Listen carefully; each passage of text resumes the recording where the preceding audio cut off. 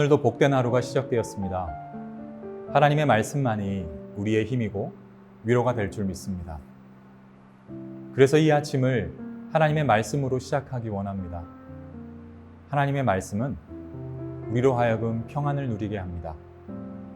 그리고 그 평안은 흐르고 흘러 방황하는 영혼들에게 이어지게 될 것입니다. 그러면 모든 환경을 통해서 만나게 하시고 그들이 귀한 구원을 누리게 되는 모습을 함께 보게 될 것입니다. 그리고 가까운 미래에 우리 모두는 함께 말씀을 묵상하고 예배하며 그 은혜를 누리며 살아가게 될 것입니다. 그래서 우리는 오늘도 말씀을 묵상하며 하루를 시작하는 것입니다. 그러면 다 함께 하나님의 말씀을 보도록 하겠습니다. 내 모든 원수들은 너를 향하여 그들의 입을 벌리며 비웃고 이를 갈며 말하기를 우리가 그를 삼켰도다. 우리가 바라던 날이 과연 이 날이라. 우리가 얻기도 하고 보기도 하였다 하도다. 여호와께서 이미 정하신 일을 행하시고 옛날에 명령하신 말씀을 다 이루셨으며 긍휼히 여기지 아니하시고 무너뜨리사 원수가 너로 말미암아 즐거워하게 하며 내 대적자들의 뿔로 높이 들리게 하셨도다. 그들의 마음이 주를 향하여 부르짖기를 딸 시온의 성벽아 너는 밤낮으로 눈물을 강처럼 흘릴지어다. 스스로 쉬지 말고 내 눈동자를 쉬게 하지 말지어다. 초저녁에 일어나 부르짖을지어다. 내 마음을 주의 얼굴 앞에 물 쏟듯 할지어다. 갓길 어귀에서 주려 기진한 내 어린 자녀들의 생명을 위하여 주를 향하여 손을 들지어다 하였도다. 여호와여 보시옵소서. 주께서 누구에게 이같이 행하셨는지요. 여인들이 어찌 자기 열매 곧 그들이 낳은 아이들을 먹으오며 제사장들과 선지자들이 어찌 주의 성소에서 죽임을 당하오리이까.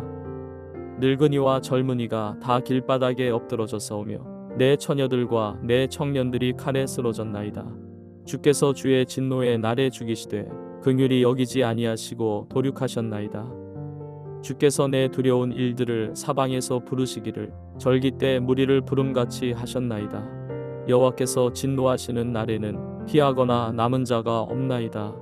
내가 낳아 기르는 아이들을 내 원수가 다 멸하였나이다. 구약의 선지자 중에는 하박국 선지자가 있습니다. 이는 하나님과 대화하며 이해되지 않는 상황에 대해 묻고 또 묻는 모습을 보여줍니다. 그것이 바로 구약의 하박국입니다. 하박국은 하나님께 따지듯 묻습니다. 이유는 하나님께서 믿음 없는 이방 나라의 군대를 통해 하나님의 백성들을 공격할 것이라 말씀하셨기 때문입니다. 그래서 그는 하나님께 어찌 믿음 없는 이방인이 하나님의 백성을 공격할 수 있습니까?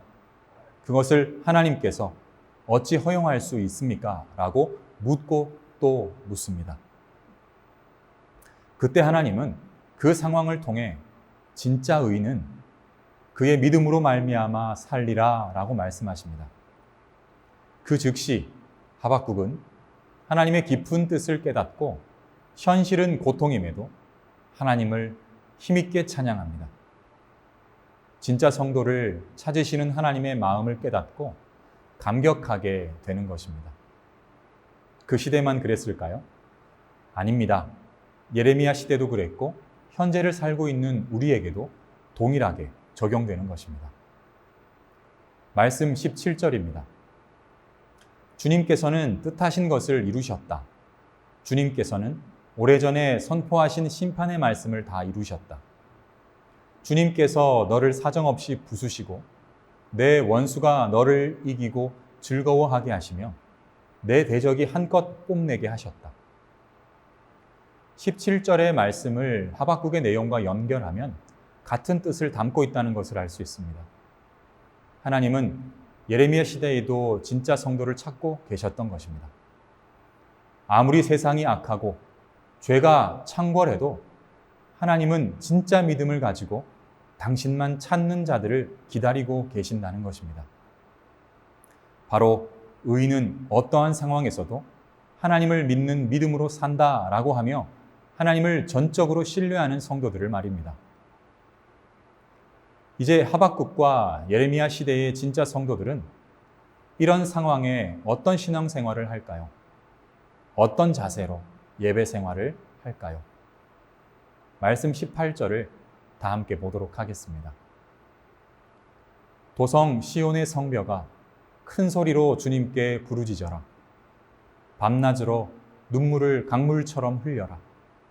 쉬지 말고 울부짖어라. 내 눈에서 눈물이 그치게 하지 말아라. 하박국과 예레미야는 나타내는 표현 방법은 다르지만 그 핵심은 같습니다. 하박국은 이방인을 통해 당신의 백성들을 새롭게 세우기를 원하시는 하나님의 마음을 알고서 기뻐 뛰기 시작했습니다. 그럼에도 완전하게 행하실 하나님을 기뻐하며 신뢰한다고 고백했습니다. 예레미야를 통해서는 그와는 다른 눈물의 기도를 뽑아내셨습니다. 하나님을 향한 마음을 잃은 그 백성을 위해 눈물의 기도를 요구하셨습니다. 무너지고 폐허가 될 예루살렘을 위해서도 울라고 거듭 말씀하셨습니다. 우리에게 이 두 가지의 모습이 다 있어야 합니다. 이해되지 않고 어려운 환경일 때에도 완벽하게 일하실 하나님을 신뢰하며 감사하고 기뻐할 수 있어야 합니다. 하나님의 백성을 세우기 위해서라면 믿지 않는 자들도 쓰시고 환경도 쓰시고 만물을 통해서도 간섭하실 수 있다는 것을 신뢰하며 하나님께 감사할 수 있어야 한다는 것입니다. 또한 예레미야처럼도 행해야 합니다. 아직 세상에서 방황하고 있는 영혼들, 무너지고 있는 성전을 바라보며 큰 소리로 부르짖을 수 있어야 합니다. 그들을 바라보며 안타까워하시는 하나님의 마음을 알고 밤낮으로 울부짖을 수 있어야 하는 것입니다. 하지만 우리의 일상은 그렇지 못합니다. 너무나도 분주해서 하나님을 신뢰하며 기뻐할 수도 없고 영혼들을 품고서 울부짖을 수도 없습니다. 하기 싫은 것이 아니고 할 수 없는 상황이라서 그렇습니다. 그렇다면 조심스럽게 되물을 수 있어야 합니다. 그 시대의 성도들은 시간이 되고 상황도 되어서 그렇게 한 것일까요? 아닙니다. 그들의 상황이 더 안 좋았을 수도 있습니다. 그들은 말 그대로 목숨 걸고 하나님을 믿은 것일 테니까요. 그렇다면 우리의 하루를 돌아볼 필요가 있습니다. 말씀이 나의 우선이 되고 또는 말씀이 나의 우선이 맞고 기도가 나의 우선이 맞는지 살펴보아야 합니다.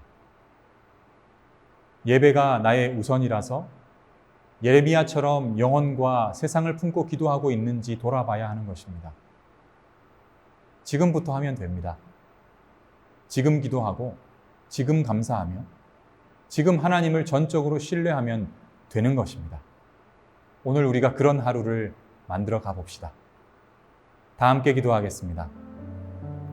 사랑의 아버지 하나님, 나를 통해 하나님을 전적으로 신뢰하고 기뻐하며 하나님께서 일하실 그 일을 기대하며 또 아직 세상에서 방황하고 있는 영혼들을 품고 하나님의 마음을 닮아 함께 울고 그들을 기다리며 기도할 수 있는 자들이 우리가 되기를 원합니다. 우선순위가 달라지기를 원합니다. 하나님의 말씀, 하나님의 마음, 하나님을 향한 그 기도가 우선이 되기를 원합니다. 그래서 내가 살고 우리 가족들이 살고 내가 품고 있는 수많은 영혼들이 살아나기를 원합니다. 그 시작이 오늘이 되기를 원합니다. 주님, 은혜를 베풀어 주시옵소서. 사랑합니다. 모든 말씀 예수님 이름으로 기도합니다. 아멘.